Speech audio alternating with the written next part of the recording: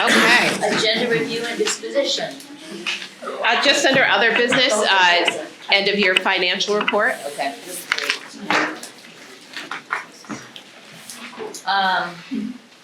Privilege of the floor, welcome, everyone.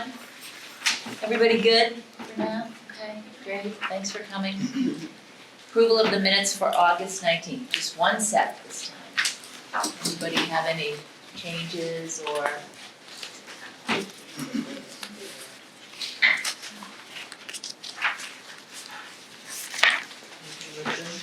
Move to approve.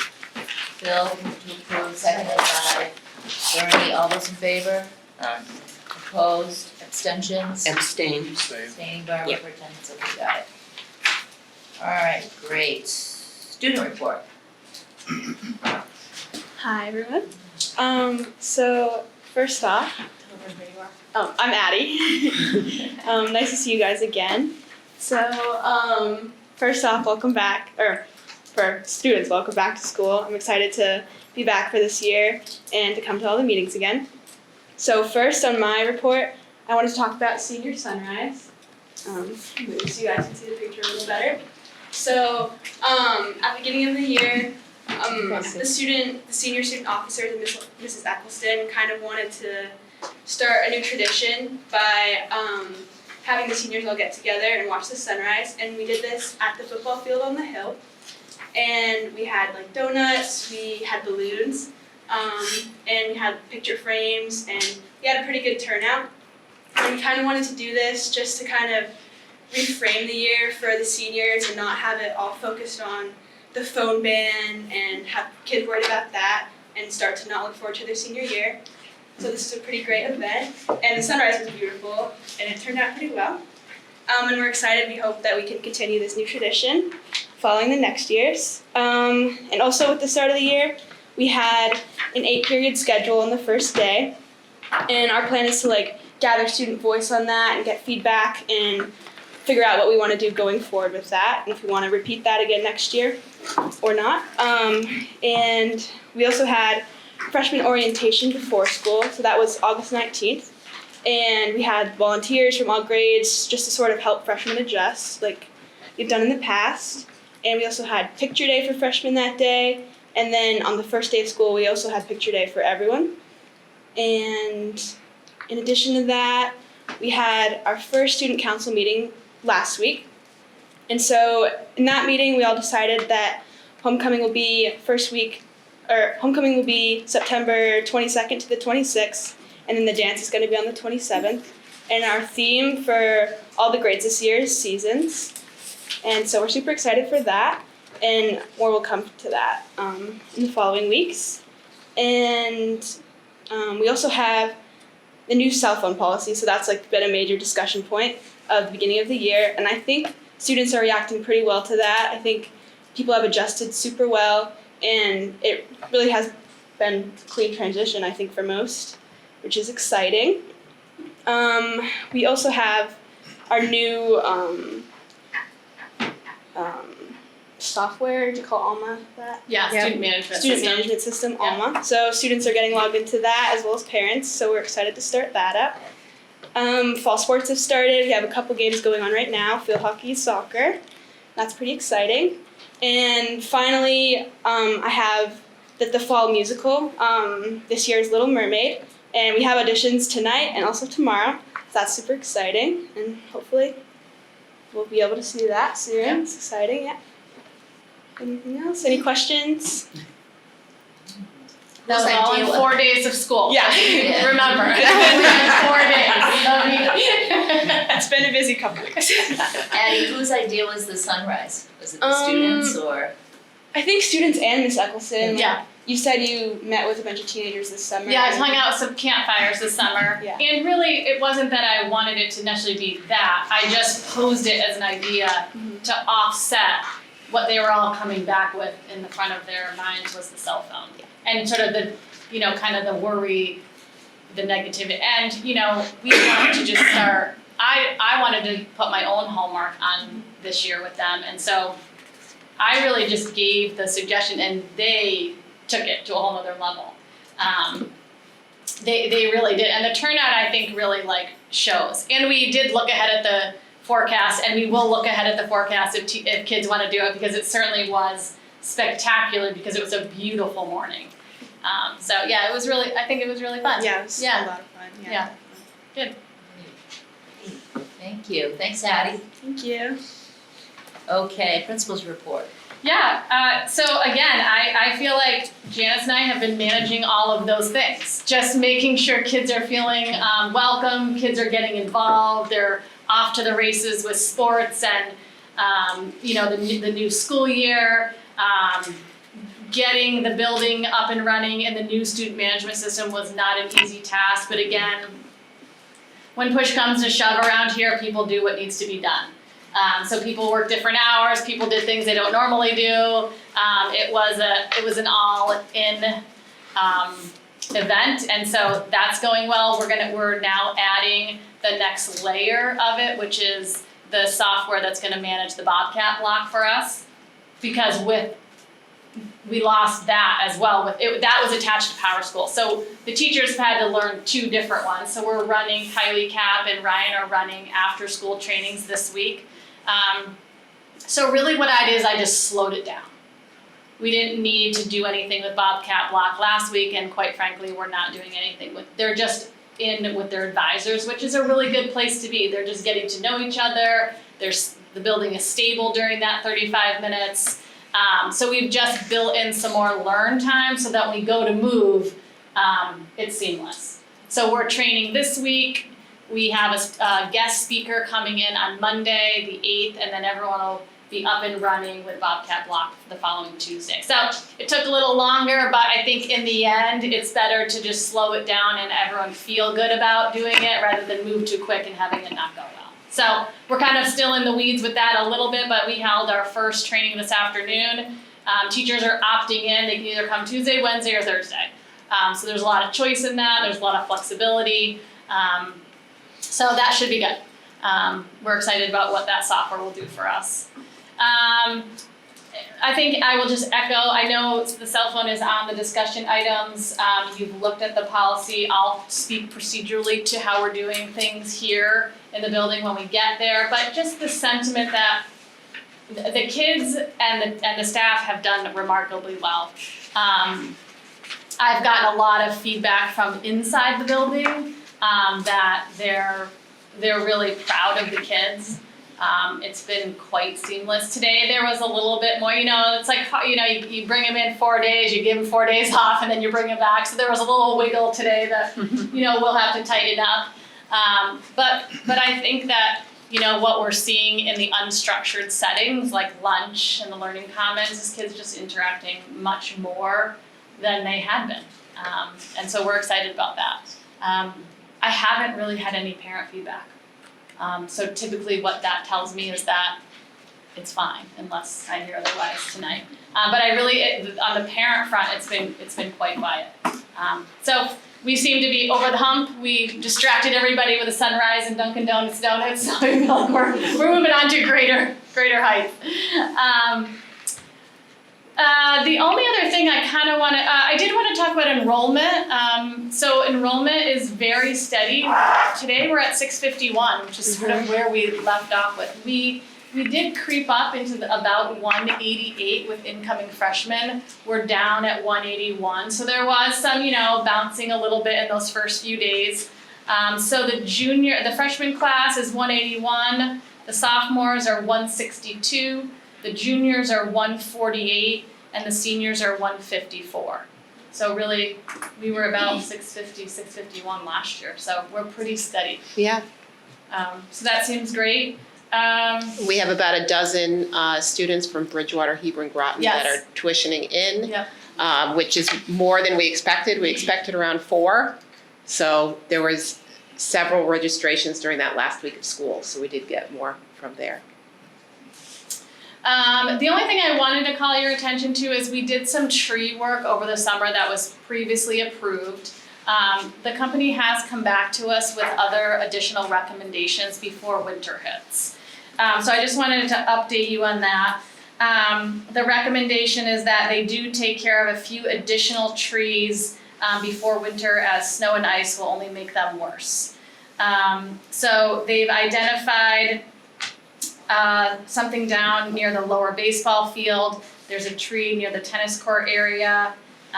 There's a pit near the tennis and ski jump that they'd like to fill, and one additional one near the ski jump. So I need a motion on those costs. It's a total of $12,000.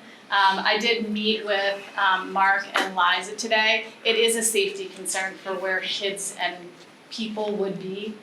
So I just wanted to update you on that, and you'll need to make a motion on that.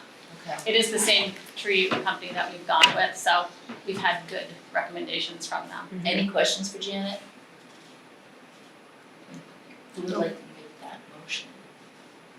I'll make the motion. Bonnie, seconded by I'll second. Tony. All those in favor? Opposed, abstentions? What was the total cost on that? $12,100. And the other thing, I think, there's just that the community will talk about, the community has, the strength in our community was certainly evident in the last few days, and, we can discuss that more as the evening goes on, but I just wanted to say thank you to the SAU for the support during the last few days here at the high school. Thank you. Yeah. Next committee meetings will be September 16th. Yes. Great. 5 and 5:30, but just 5 and right after pretty much for those new board members. Discussion items, Do you want me to send out a reminder of who's on each committee? Would that be helpful? Sure. Did Michelle put it in? Okay, I asked her to put, okay, perfect. I always know that's okay, so the tobacco products first reading. So that, those of you that weren't here last month, there was an interesting policy as part of PRHS that combined the dog policy with the tobacco policy. I'm not sure why they were in one, and it didn't make a lot of sense, but that's okay. So we were given the task of separating it out. So really, tonight's policies around tobacco products is the New Hampshire School Board's recommended general required policy around tobacco use in schools. And then I'm just gonna jump down to the third one is the policy on canines on school grounds. We had talked about how the policy prior, or the policy right now is there's no dogs allowed on campus.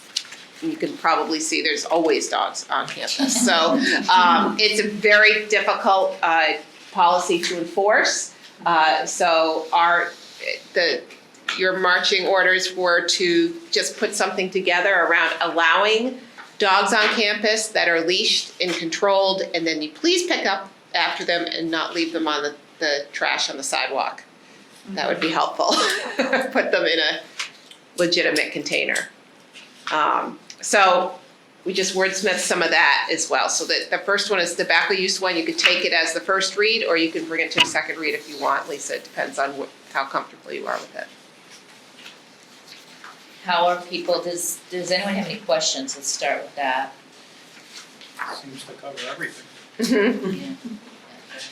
I mean, in the tobacco one, you took from Department of Ed, so that. The New Hampshire Yeah, School any- Boards Association, yeah. School Yeah. boards, okay. Yeah, which is tied to all the requirements. Okay, so you can't get any better than that. It's what we follow anyways.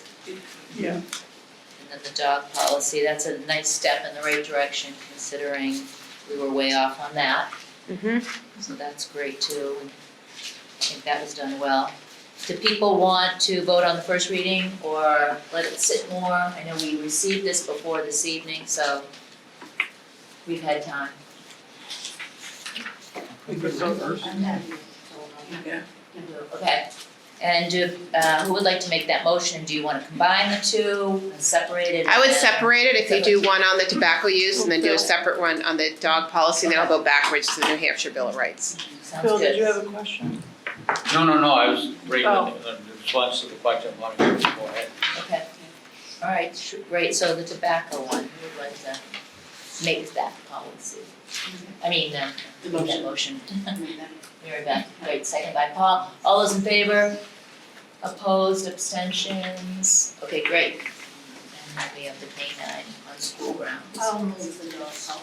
Okay, great, thanks, Bernie. I'll second. So fitting. I know. Bonnie seconded, all those in favor? Opposed, abstentions, great, okay. And then back up to the New Hampshire Parental Bill of Rights. Yes, we tabled this last meeting. This was brought up in the New Hampshire legislature this year with quite a bit of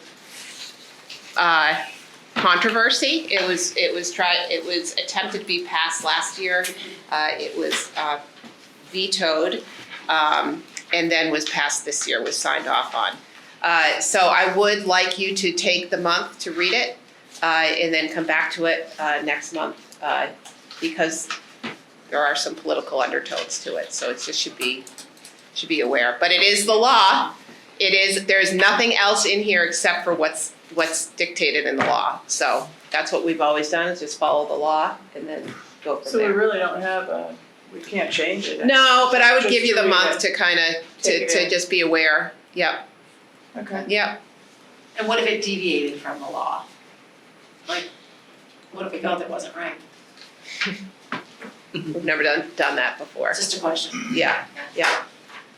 I Yeah, guess so that'll- typically it comes after, my credentials or Okay. somebody else's Yeah. credentials and, Yeah. yeah, because we're expected to follow the law.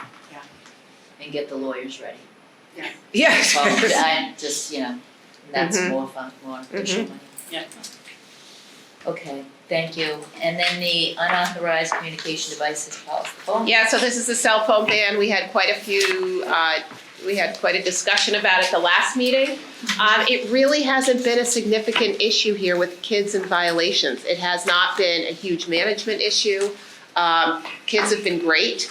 And, initially I received some feedback on both sides of parents wanting their kids to have phones, and then parents totally fine with not having the phone. So people are pretty split on it. Again, it's just bulletproof as far as the law goes. And procedurally, the high school team has really worked out a student-friendly way to approach it. So it's gone well for the most part, and it has had a positive impact so far. So I would ask that if you're comfortable tonight to approve that one as well.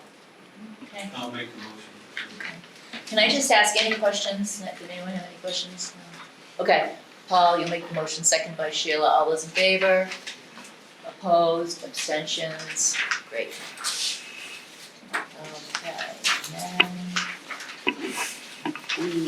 the fiscal report. So all this is for your records. I passed this out at the beginning of the meeting. It basically goes through where you ended up. So I'll just go through real quick if you want. On the second page, goes through your unreserved fund balance. So that bottom that we knew that was going to be high, about 502,000 returning. So we knew that was going to be high because we did not put any further funds towards anything else. So that, remember, we had a lengthy discussion in June about that, so that was expected. As far as your general revenues, your catastrophic aid, so that's any student placed outside the district with special education needs. There were not any students projected in our original budget, but you did get 88,000 back. So that's more than we thought, and it could be somebody that moved in and then exceeded 3.5 times the base tuition. Your adequacy was down a little bit. That's your adequacy state aid. That's expected. It's been going down for a while now. I think New Hampshire was ranked last in the nation as far as funding, so that's not a surprise. CTE, that's one, we don't really use that anymore. Thermal Rex, that's from the boiler, the wood chip piece, so that was down a little bit. Infrastructure fund, there is no more infrastructure fund. Medicaid reimbursement, so that's any money that we can recoup for significant services, rehabilitative assistance, occupational therapy, speech therapy, for those that are Medicaid eligible. There has been tightening of that at the state level, so they are refusing more claims than we have been used to. We were audited all the districts last year, and the audit was fine, but they are definitely being more strict about what we get, so that's down about 30,000. Is that something that can be appealed when you say they're We did appeal some minor findings that we won, but there's nothing we can, as far as denial of claim, they're very strict about that piece. IDEA reimbursement, that's your federal special ed grant that we received. We did get more allocated to us than expected, so about $80,000 more. That's based on poverty level, special ed needs in the district, et cetera, so that was good. We were unsure about what we were gonna get for federal grants. Vocational, so that's your Perkins grant, that's pretty steady from year to year, and again, that's up a little bit as well, and that goes to any CTE projects or personnel. Tuition, so tuition is so those kids that are tuitioning into Pemi-Baker, last year it was down. We expected about 425,000. I think we were down a couple of kids, so that was down to 374,000, so down about 51,000. I anticipate that being up again, given the number of kids that we have coming from outside the Pemi-Baker district. So I do expect that to be up again. Co-curricular is 0. Miscellaneous, I do have to check on what the miscellaneous was of revenue, so I can check with Dan on that piece. But overall, it was up about $71,200 for revenue. Next page is food service. We'll go through all the details of that. And then the last page is your capital reserve fund. So you have 2 funds that are here in this building. In the building renovation fund, remember we had talked about this, hasn't been funded in a long time, and I think we're gonna relook at how you put funds in there building up for big projects. So there's only $1,900 in there right now as far as capital reserve. And then for special education fund, which is not typically used anymore, you have that tool of the retained fund balance, so that has not. Typically, years ago, we used to put in some funds. If you had a student move in that cost a significant amount, you could pull from that with approval from the voters. So it's not really needed again. Who knows, we might need it again given all the changes, but we'll see what happens. So right now, that's where you are at about $2,000 in that. So again, these are for your records before we move into the next budget season. Okay, any other business? No other business. Privilege of the floor, the second part, yes? Hello, I'm Sarah Terrell. When I spoke against this parental bill of rights at the State House, there was some language in it regarding safety concerns and reporting those concerns to DCYF should there be any. It looks like the final version of this bill, this is a forced outing bill. Number 5 would require you to forcibly out students should you have that information, which was the huge concern and why everybody, thousands and thousands of people opposed the bill, and still our state legislature voted it in. So my question for this school board is, should you have safety concerns? Should a student say to a teacher, if you tell my parents, they will kick me out, they will kill me, I will kill myself? How will you address that? How do you support your teachers and your students given the forced outing bill that we are forced to enforce? I can answer that. Thank you. So I'm gonna report it to DCYF no matter what, Yes. and to the police. Yeah, if there is a safety issue. So 169C requires that all of us in the state of New Hampshire are mandated reporters when we have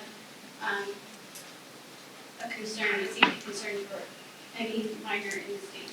That said, when you call central intake and you say, hey, I'm worried about this student, they said blah, blah, blah. If there's not an actual issue, it will either get screened out or it will get investigated and closed as unfounded because nothing's actually happened. It's not minority report. If the kid hasn't been hit, then you can't, a person can't be found to be abusive for not hitting their kid. You know what I mean?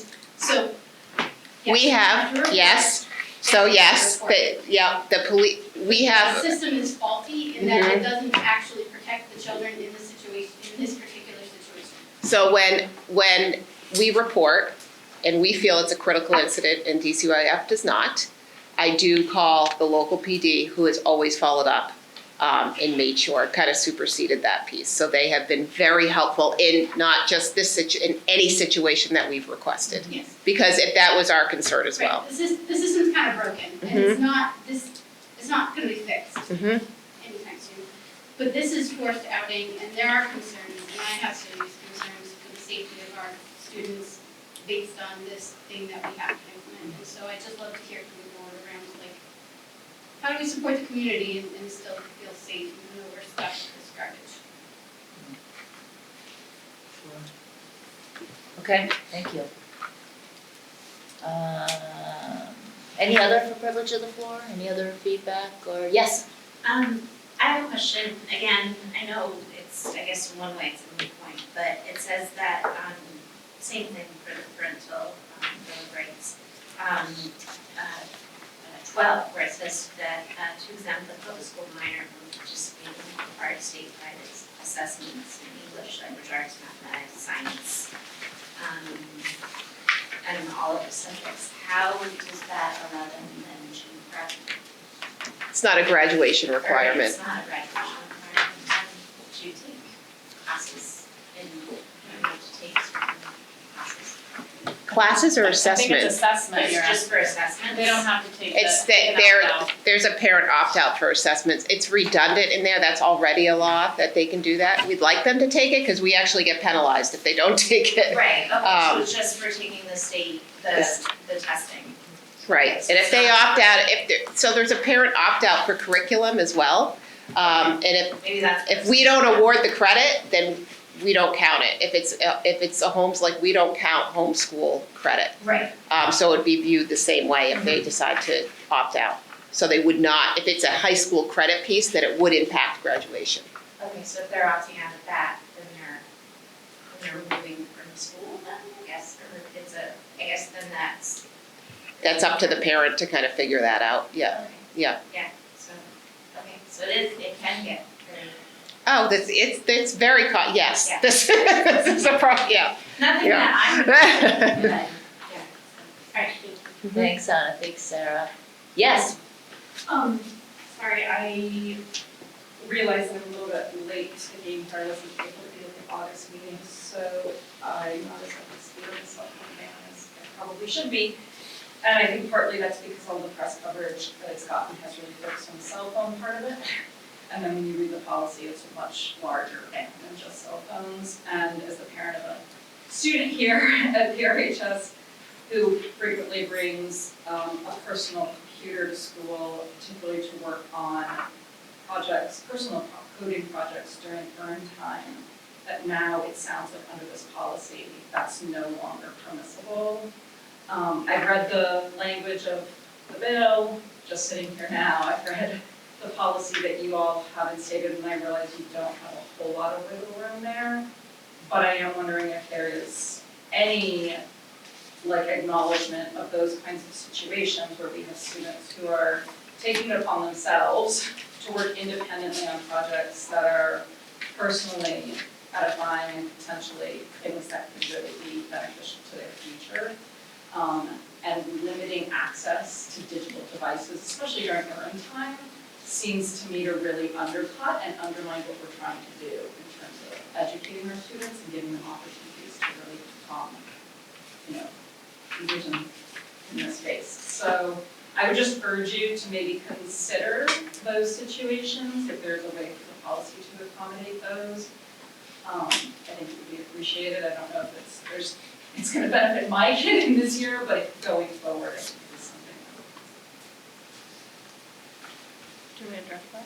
Yeah. We've already talked about this. We have talked about it, yeah. because I think you bring up a great point, so thank you for kind of eloquently describing that. We have decided at administrative level that we will take it on a case-by-case basis.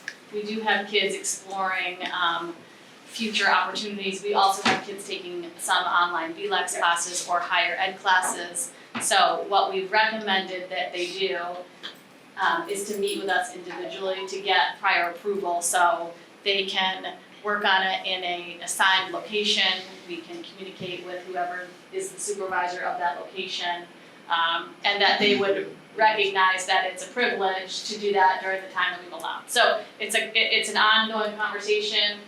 We definitely are not trying to have this policy or the procedures that we have in place become a barrier. By and large, I do think that this policy was written with a cell phone lens, but as you peel back other layers of personal communication devices, you can see where it gets a little bit more muddier. So I think that we're willing and open to have the conversations. We'd like the kids to advocate, come to us with what their needs are, and we're willing to try to find a middle ground with them. We're trying to be as practical as we can at the same reasonable. time and follow the law. Yeah. But thanks for bringing that up. Yeah. Great, anyone else? Okay, all right. So, consent items, I think they're being passed around. Yeah, consent items and the budget forms that went around too, so just make sure you signed on both. Okay.